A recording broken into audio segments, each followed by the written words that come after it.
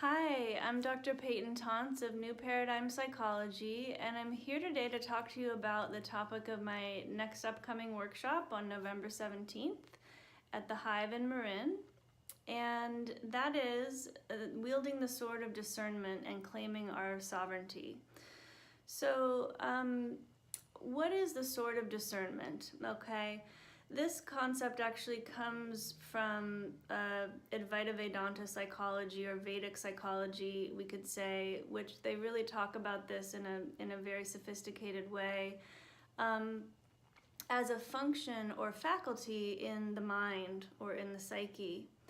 And this function or faculty is the function of the intellect to basically discriminate between what is unreal and what is real, what is true, what is false.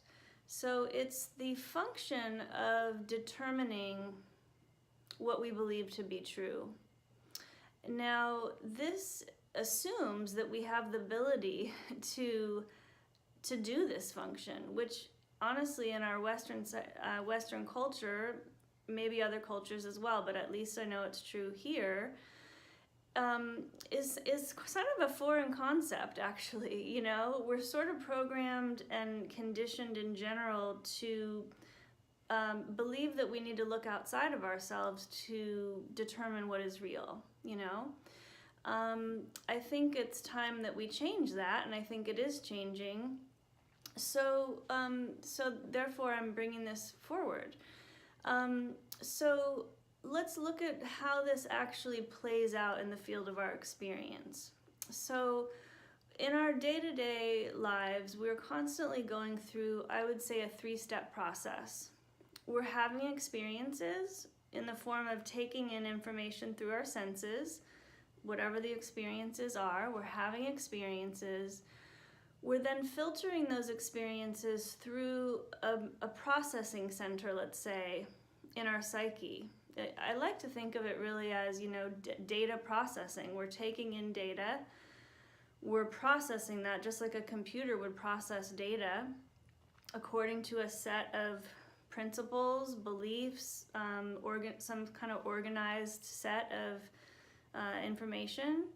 And then three, we are acting upon that experience or responding to that experience, or we're choosing not to respond. That's also a response. But in one way or another, we're having experiences, we're making meaning of those experiences, processing them, and then determining how we want to respond. Okay?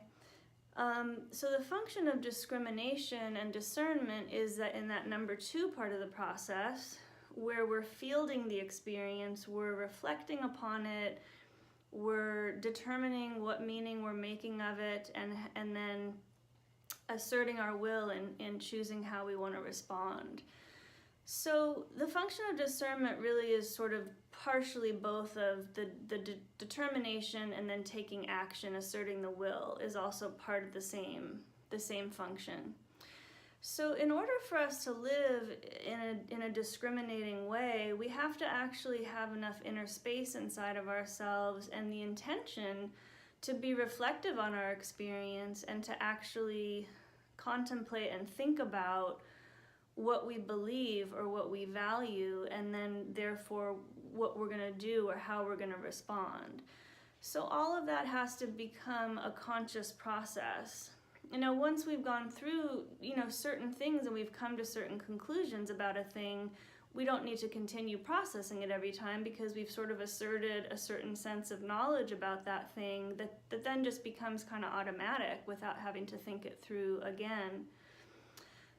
So this is it's really a function of empowerment, and this is where it comes to the connection with claiming our sovereignty. So our sovereignty really is the idea that we are living from a place of being clear and conscious about what we believe. Really, it's like reigning over our own king or queendom of ourself, right? So that means that we need to figure out what are our rules, what are our beliefs, what are, you know, why are we doing what we're doing, it has to be conscious, not just some internalized beliefs that people have told us, whether that's, you know, someone on TV, on, you know, on some media station or source, or whether that's, you know, any external authority. So this is really about claiming our ability to determine for ourselves what we believe to be true, what we know to be true, and then living and making choices from that place. And this is a very empowering thing. There can also be a lot of unconscious blockages to doing this process, because we have been so conditioned to believe, to look outside of ourselves to external authorities. So in this workshop, we'll basically be really taking a magnifying glass to this process of discernment, really breaking it down and looking at what it looks like, because these things happen on such a subtle level. So really just coming to understand how this function lives in us and how can we strengthen it. And then also looking at applying it to people's direct experiences, so making it very relatable, and then lastly looking at this process of claiming our sovereignty, having a discussion about that as a group, and also looking at, again, unconscious limiting beliefs that we may have that stop us from feeling empowered to do that for ourselves. So if you're interested in signing up for the workshop, you can go to my website, newparadigmpsychology.com, to the workshops page, and you can also reach out to me through the contact page and let me know if you have any questions. Thank you very much.